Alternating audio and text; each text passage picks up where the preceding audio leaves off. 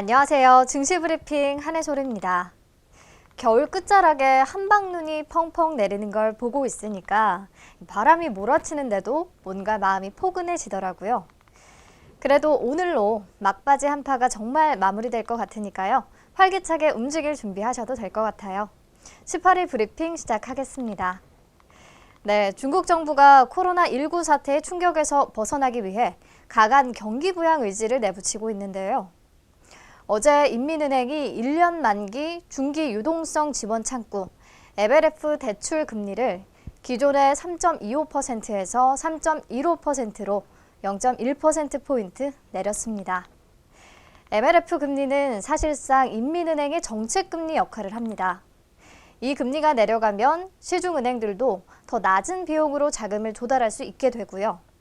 이 말은 고객들에게 그만큼 더 낮은 금리로 자금을 제공할 수 있는 여력을 갖게 된다는 뜻입니다. 고객들의 금리 부담도 떨어지게 되는 거죠. 그래서 이번 MLF 금리 인하로 2천억 위안, 약 33조 8천억 원의 유동성이 시중에 풀릴 것으로 보입니다. 그리고 MLF 금리는 인민은행이 작년 8월부터 기준금리와 유사한 역할을 맡긴 대출 우대금리, LPR과 직접 연동이 되거든요. 그래서 오는 20일 발표되는 2월 LPR 역시 낮아질 가능성이 한층 커졌습니다. 지급 준비율과 예금 금리까지 인하될 가능성도 제기되고 있고요. 이제 코로나 충격에서 벗어나 투자 전략을 고민해야 하나 싶은데 오늘 우리 증시 보니까 중국 부양책의 약발이 강하지는 않은 것 같아요. 외국인 기관, 양시장에서 모두 대규모로 주식을 팔아치우고 있는데요. 현재까지의 부양 정책으로는 여전히 경기가 활성화되기에 모자라다는 분석도 있고 미국 정부가 반도체 장비에 대한 중국의 접근을 억제하는 새로운 무역 정책을 발표했기 때문에 미중 무역 분쟁이 재부각되는 것이 아닌가 하는 우려도 나오고 있어요. 아무래도 또 코로나로 인해 앞으로 실제 우리 기업들의 실적이 얼마나 흔들렸는지 확인하는 절차도 필요하겠고요. 그래도 갈 종목들은 간다는 거 아시잖아요. 섹터별, 종목별 이슈들 잘 체크하면서 대응하시면 좋을 것 같습니다. 오늘 장에서도 방탄소년단 드라마를 제작한다는 소식에 초록뱀이 연이어 급등세를 이어가고 있고요. 다른 종목들은 키워드로 같이 만나볼게요. 첫 번째 키워드, 한국 수출 1호, 바라카 원전 운영 허가. 네, 우리나라가 중동에 수출한 첫 원자력 발전인 바라카 원전 1호기가 드디어 운전 허가를 받았습니다. 바라카 원전이 뭐길래 이렇게 떠들썩한 건가? 네, 우리나라가 처음으로 수출한 한국형 원전이자 중동에서는 유일한 원전입니다.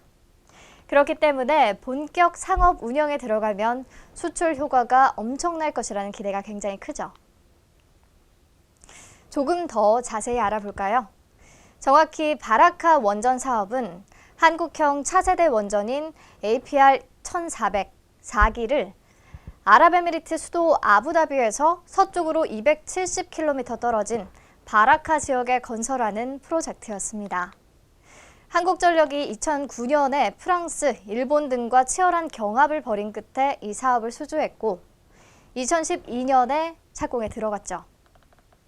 애초 2017년 상반기 안으로 1호기를 시운전할 계획이었는데 아랍에미리트 정부 측에서 안전과 현지 인력 양성 등을 이유로 운전 시기를 수차례 연기했어요. 그 사이에 경쟁자였던 프랑스 원전 업계에서는 한국전력 컨소시엄이 입찰 단가를 낮추려고 안전 관련 시설을 고의로 누락했다고 주장하기도 했었죠. 이런 여러 방해 요소로 연기된 지 3년 만에 드디어 아랍에미리트 원자력 규제청으로부터 바라카 원전 1호기의 운전 허가를 승인받은 겁니다. 이로써 1호기는 곧 해결료를 장전해 시운전을 거쳐서 상업 운전을 시작하게 되고요. 2호도 곧 시험 가동되고 또 3, 4호기도 조만간 완공될 예정이라고 합니다. 그렇다면 우리가 기대할 수 있는 효과는? 우선 바라카 원전이 하반기 상업 운영에 들어가면 아랍에미리트 전체 전력의 25%를 공급하게 되거든요. 수출 효과는 21조 원, 이후 운영으로 얻을 효과로는 72조 원가량이 발생할 것으로 추산되고 있습니다. 이에 관련주들이 오늘 급등세를 보이고 있는데요. 우선 원전용 부품과 설비 제조업체인 에너토크, BHI, 보성파워텍 모두 힘이 강합니다. 에너토크는 원자력 발전소에서 액체, 기체, 유체 흐름을 제어하는 밸브 구동 장비를 제조하는 업체고요. BHI는 발전용 보일러를 생산하고 있고 보성파워텍은 전력산업 기자재를 생산하고 있습니다. 또 원자력 발전 계측 제어 전문 기업인 우리기술, 한국전력의 자회사인 한전기술과 한전 KPS도 강세입니다. 네, 다음 키워드 만나볼게요. 두 번째 키워드, 조연아 연합군 내부 균열. 네, 지난주 금요일 증시 브리핑에서 조연아 연합과 조원태 한진칼 회장의 싸움이 점점 더 격화되고 있다는 내용 전해드렸었죠. 조원태 측이 대한항공의 개선안으로 내놓은 방안들에 대해서 조연아 측 3자 연합이 사내 사회이사 후보 8명을 추천하면서 재반격 카드를 꺼내 들었는데 이 중 한 명이 자진 사퇴 의사를 밝혔다는 소식에 한진그룹 관련주가 장중 약세를 보이고 있습니다. 네, 그 주인공은 김치훈 전 한국공항 상무입니다. 어제 한진칼 대표이사 앞으로 서신을 보냈고요. 3자 연합이 추천하는 사내이사 후보에서 사퇴하겠다는 내용이 담겼습니다. 3자 연합이 주장하는 주주 제안에 동의하지 않는다고 밝혔고요. 이어서 오히려 한진그룹의 입장을 이해한다며 동료, 후배들로 구성된 현재 경영진을 지지한다고 말했습니다. 이렇게 되면 3자 연합 측에 타격이 있을 수밖에 없겠죠. 특히 김치훈 전 상무는 조연아 전 부사장의 대리인이라는 의혹이 제기되기도 했거든요. 1982년 대한항공으로 입사를 했지만 대한항공 임원 경력이 없고요. 그래서 조 전 부사장의 인맥으로 알려졌기 때문입니다. 3자 연합은 이사 후보들과 곧 상견례를 진행할 예정이었는데요. 갑자기 후보자 사퇴가 발생하자 빠르게 경위 파악에 나섰고요. 1시간 전에 김 전 상무의 사퇴 이유에 대해 건강상 이유라는 설명을 내놨습니다. 사실 100% 납득이 가는 부분은 아니고 또 후보자 선정 방식에도 의문이 남는데요.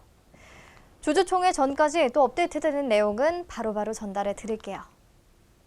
지금까지는 조원태 측에 힘이 실리는 모습이고요.